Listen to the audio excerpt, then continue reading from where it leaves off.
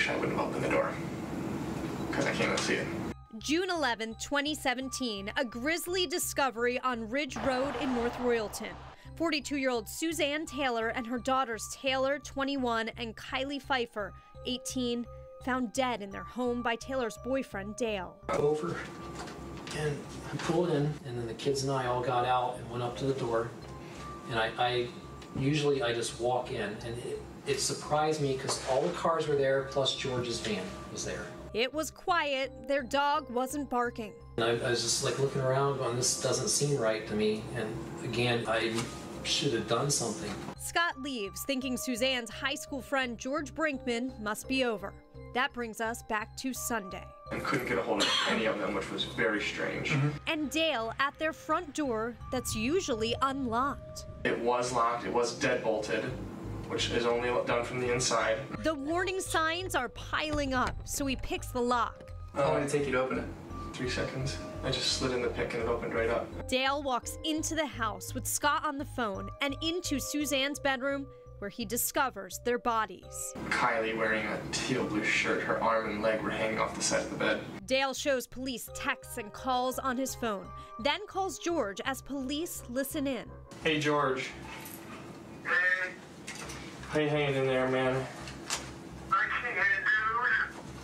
You're the only one that's in there for me, like a Zola, dude. Dale asks if anybody stopped by when George was at Suzanne's house that Saturday. Nobody knocked on the door. At like 4:30? Me, 4:30. Scott said he rolled up about 4:30 and he said your van was there, but you weren't in the van. What And the hell was that? Was that you? that's my phone going off. People are texting me with condolences. Dale keeps his cool as investigators pass him notes with questions. I'm just trying to get a timeline mentally for myself. I'm at the top of the list because I don't know if I was the last one to see them. Was it? A profile of George is taking shape, and Suzanne's boyfriend Scott is convinced. I think George did it. I have no doubt that George did it. I think he's crazy. He just never seen, he always just jumps to beat their and it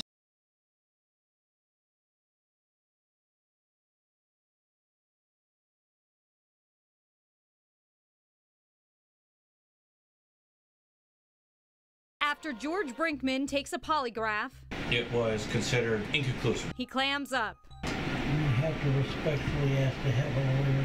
But that all changes after he finally gets his smoke break about 5 hours after first asking. He's in the jail yard with FBI agents who legally can't talk to him about the case anymore.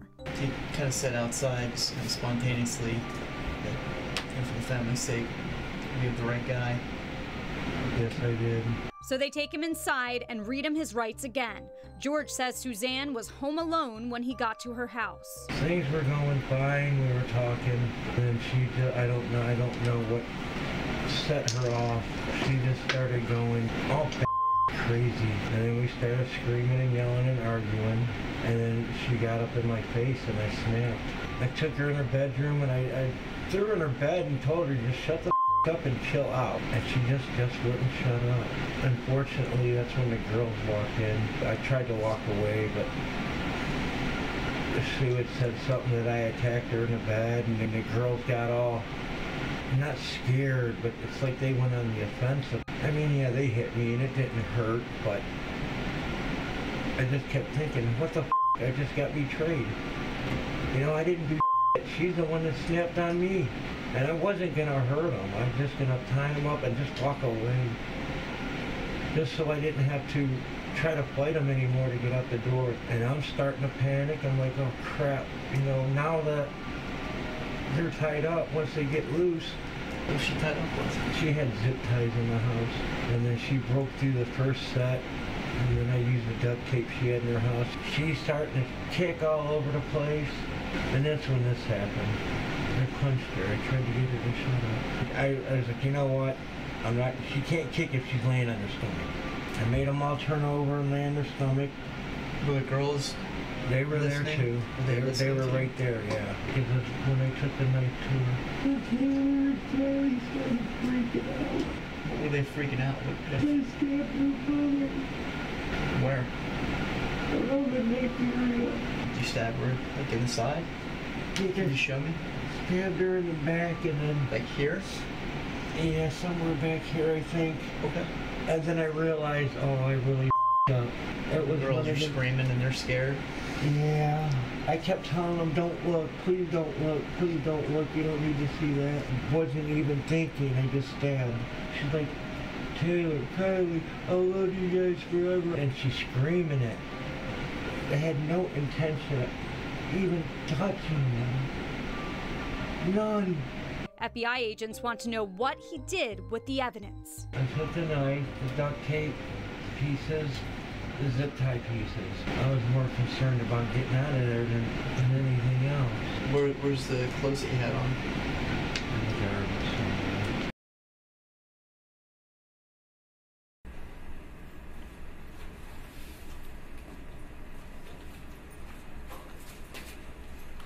All right, we're here on case 17 CRA 2573. 17 CRA 2575, 17 CRA 2574. We're here for the purposes of an initial appearance in the City of North Royalton versus George Brinkman. The court has appointed Michael Hustek and Ms. Zacharias to represent the defendant for the purposes of these proceedings, and he is charged with the following. On or about June 10th, 2017, in the City of North Royalton, George Brinkman Jr. did by force, threat, or deception restrain the liberty of the other person to terrorize or inflict serious physical harm on the victim or another. To wit, George Brinkman Jr. did by force restrain the liberty of the victim, Suzanne Taylor, at her residence to cause the death of Suzanne Taylor by slitting her throat with a knife. This occurred at a residence on 11489 Ridge Road, located in the City of North Royalton, State of Ohio, Cuyahoga County. As charged, that's kidnapping. That's a felony of the first degree. You also have a count of aggravated murder. That charges that on or about June 10th, City of North Royalton, George Brinkman Jr. did purposely and with prior calculation and design cause the death of another. To wit, George Brinkman Jr. purposely with prior calculation and design did cause the death of Suzanne Taylor by slitting her throat with a knife. This occurred at her residence, same residence on Ridge Road, located in North Royalton, Cuyahoga County, Ohio. As charged, that's aggravated murder. You're also charged with tampering with evidence, same date, location the defendant did, knowing that an investigation is about to be or likely to be instituted, shall later destroy, conceal, or remove any record, document, or thing with purpose to impair its value or availability as evidence in such proceeding or investigation. To wit, George Brinkman Jr. did remove the murder weapon and other items used in the commission of the murder crime at the residence of the victim, Suzanne Taylor. Again, this occurred at her residence on Ridge Road, North Royalton, Ohio. That's tampering with evidence. Those are all in case 17 CRA 2573. In the 74 case, you are charged with aggravated murder, same date, location, and time. George Brinkman Jr. did purposely and with prior calculation and design cause the death of another. To it, George Brinkman Jr. purposely with prior calculation and design did cause the death of Kylie Pfeiffer, age 18, by using a telephone cord to strangle her. This occurred at her residence on Ridge Road, located in North Royalton, Ohio, Cuyahoga County. Again, that's aggravated murder. You also have a kidnapping, same time, location. Defendant did by force, threat, or deception restrain the liberty of another person to terrorize or inflict serious physical harm on the victim or another. To wit, George Brinkman did by force restrain the liberty of the victim, Kylie Pfeiffer, at her residence to cause the death of Kylie Pfeiffer by smothering her. This occurred at her residence on Ridge Road, located in North Royalton, Ohio. In the 2575 case, you have two more counts. Again, aggravated murder, same date, time, and location. The defendant, with prior calculation and design, did cause the death of another. George Brinkman did purposely, with prior calculation and design, cause the death of Taylor Pfeiffer, age 21, by smothering her. This occurred at the residence on Ridge Road, located in North Royalton, Ohio. There's also a kidnapping, same date, time, and location. did by force, threat, or deception restrain the liberty of another person to terrorize or inflict serious physical harm on the victim or another. To it, George Brinkman did by force restrain the liberty of the victim, Taylor Pfeiffer, at her residence to cause the death of Taylor Pfeiffer by smothering her. This occurred at her residence on Ridge Road, located in North Royalton, Ohio. Do you understand the nature of the charges against you? Yes. Okay. You have 3 counts of aggravated murder. The potential penalty for the aggravated murder counts is death, life imprisonment without parole, life with parole after 20 years, life with parole after 25 years, or life with parole after 30 years. Do you understand the potential penalties for those? Yes. You also have 3 counts of kidnapping. Those are all felonies of the first degree. Those are punishable by up to 10 years imprisonment and or $25,000 in fines. And 1 count of tampering with evidence, which is a felony of the 3rd degree, punishable by up to 5 years imprisonment and or $10,000 in fines. Do you understand the nature of all the charges against you, the potential penalties therefore? Yes. You have the following rights. You have the right to counsel. Counsel has been appointed for you at this stage of the proceedings. You have the right to make no statement. Any statement made will be used against you. You have the right to a jury trial, the right to a preliminary hearing, and the right to bail. Do you understand all of those rights? Yes. Okay. I see that you have signed a waiver of preliminary hearing. This court does not retain felony cases. They ultimately end up in the Court of Common Pleas. By waiving your preliminary hearing, that's where this case will go, downtown the Court of Common Pleas. You understand that? All right, I find that this is a knowing and voluntary waiver of preliminary hearing. Probable cause is shown. The defendant is hereby bound over the grand jury of Cuyahoga County for further proceedings according to law. Now we're going to talk about bond. Mr. Hustig. Your Honor, we would make no arguments with regard to bond. We wishes to waive that right. All right, thank you. Proceeding.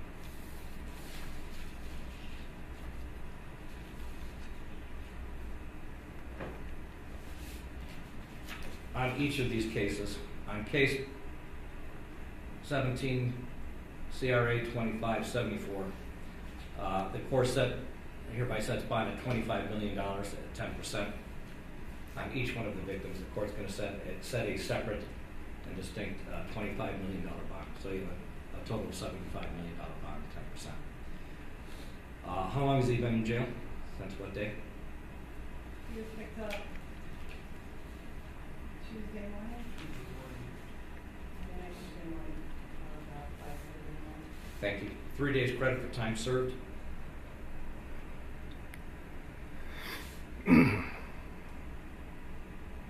And you got his paperwork on the first appearance docket? Yes, Your Honor.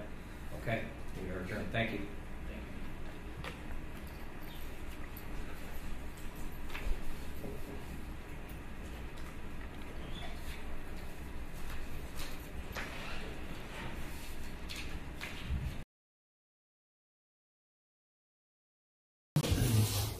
you. Mr. Brinkman, is there anything you'd like to tell the court? No, sir. Anything further from the state? No, Your Honor. Thank you very much. There is an agreement between the parties with respect to allied offenses. Is that correct? There is, Your Honor. We agreed with what was articulated in the sentencing memorandum. So count 1, aggravated murder, the victim being Suzanne Taylor, and count 2, aggravated murder, are allied and merged. Is that correct, Mr. Schroeder? Yes, Your Honor. The state elects. We will elect to proceed to sentencing on count 1. And with respect to count 3 and count 4, aggravated murder, with respect to the victim Taylor Lynn Pfeiffer. Those will both merge as well, Your Honor, and we will elect to proceed on count 3. And counts 5 and 6, aggravated murder, with respect to the victim Kylie Elizabeth Pfeiffer. Those 2 counts will merge as well, Your Honors, and we elect to proceed on count 5. Any other issues of allied offenses? No, Your Honor. Is there any objection to that from the defense? No, Your Honor. All right, first of all, on behalf of the panel, we'd like to extend our sincere condolences to the family members who are here, who have been present and active throughout this entire very long, and as I heard, often frustrating process. Our laws are made to protect the rights of those accused, and we have sworn an oath, everyone, the attorneys, the judges, to protect those rights. And that's often cold comfort to the victims' family members who have lost a member of their family forever. And all those efforts defense makes protecting the rights of the defendant just fall on deaf ears and are often upsetting to the family members. We understand that. We appreciate how you've acted throughout these proceedings, and we understand your feelings. And it's every case in which an innocent person loses their life is always senseless. There's never any sense to it. And there will never be any sense found in it or any good reason for it. And all the law can do is what the legislature has allowed us to do. And we have considered all these factors. We have made specific findings beyond a reasonable doubt that this defendant is the principal offender in the aggravated murder, that the aggravated circumstances outweigh the mitigating factors. And pursuant to the revised code section 2929.03, we do hereby impose the death penalty in count 1, in count 3, and count 5 for those aggravated murders. No sentence will be imposed in count 2, 4, or 6 pursuant to the allied offenses agreed to by the parties. The remaining underlying allegations, court has considered all the principles and purposes of felony sentencing, all the appropriate recidivism and seriousness factors as required by our sentencing statutes. Also, I have considered specifically whether or not consecutive prison sentences are appropriate. Hereby I do find that the facts and circumstances surrounding these brutal murders carried out with pre-calculation and design, and the underlying offenses that are part and parcel of this plan require consecutive sentences. It is necessary to protect our community and to punish this defendant. And consecutive sentences are not disproportionate to the harm that was caused in this matter. That the harm is so great or unusual, a single term does not adequately reflect the seriousness of this defendant's conduct. So the court's going to impose the following sentences. In count 7, aggravated burglary, it's a felony of the first degree, 11 years in a correctional institution. In count 8,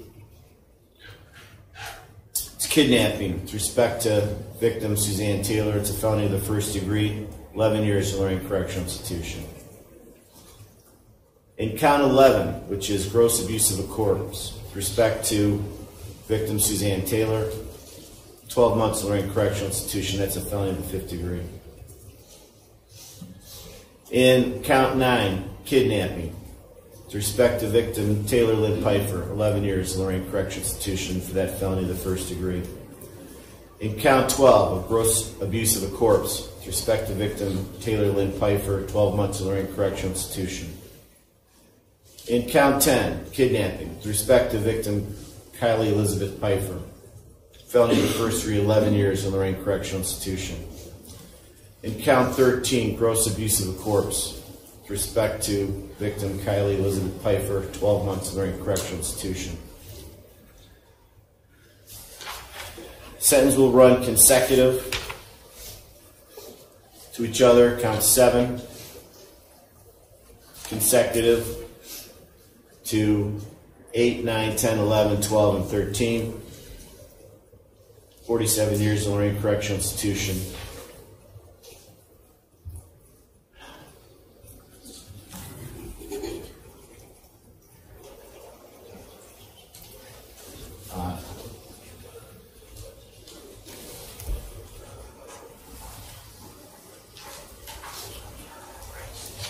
Pursuant to our statutory duties as well, with respect to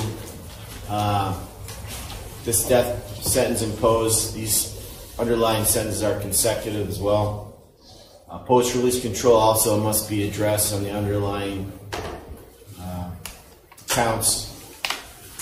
Post-release control is a mandatory period of 5 years for the felonies of the first degree. If you are ever released, you will be supervised for 5 years. It's mandatory.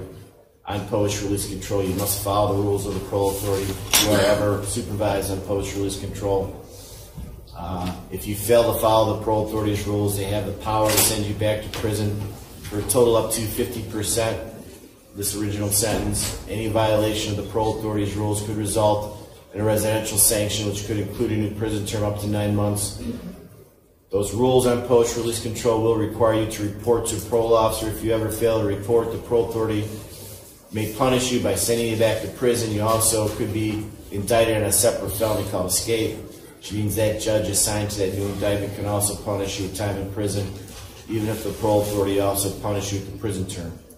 That's also true of any other felony you might commit on post-release control. Parole authority can punish you for that felony. The court assigned to the new indictment can also punish you.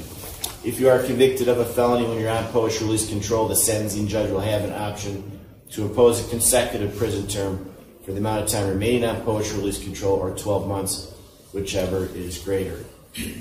You do have a right, appeal as of right with respect to these matters. We have previously found the defendant indigent. Would you like us to appoint appellate counsel as well? Please, sir. For sure. Our specific findings will be journalized in a written opinion and filed with the clerk. The entire record will be transmitted to the clerk of courts and preserved for appeal. Since defense asking for jail time credit, Yes, sir. is that an issue? Have you calculated the days? We have not, sir. So we will.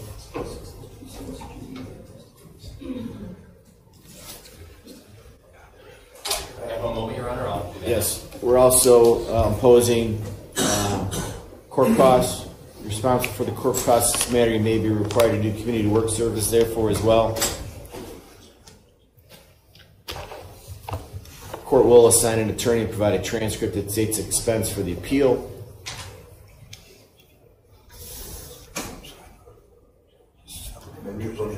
Yeah.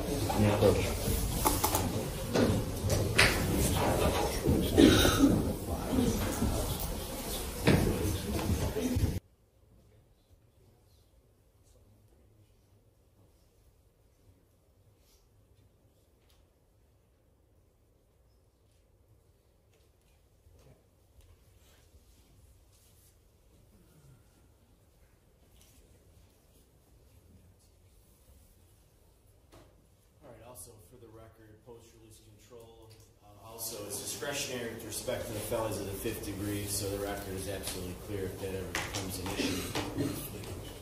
3 years discretionary post-release control on the F5s, mandatory 5 years post-release control on the F1s.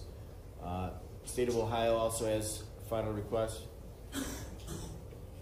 Your Honor, request since the Brinkman has been sentenced to death, and upon filing of the opinion that an execution date be set by the court within a year. And we understand there's appeals that will stay that, but I believe that that's a practice not required by the statute that an execution date be set by the court. Thank you. All right. Anything from defense? Yes.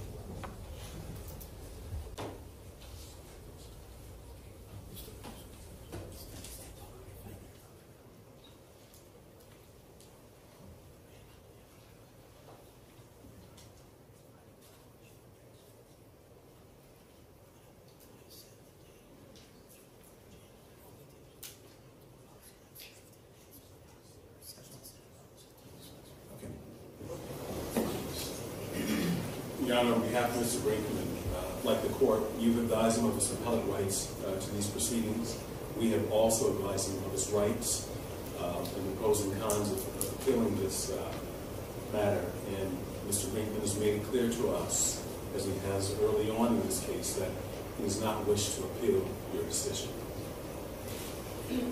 Mr. Brinkman, is that correct? That is a true statement, sir. Have you had enough opportunity to talk to your attorneys about what the appeal entails and how it would proceed?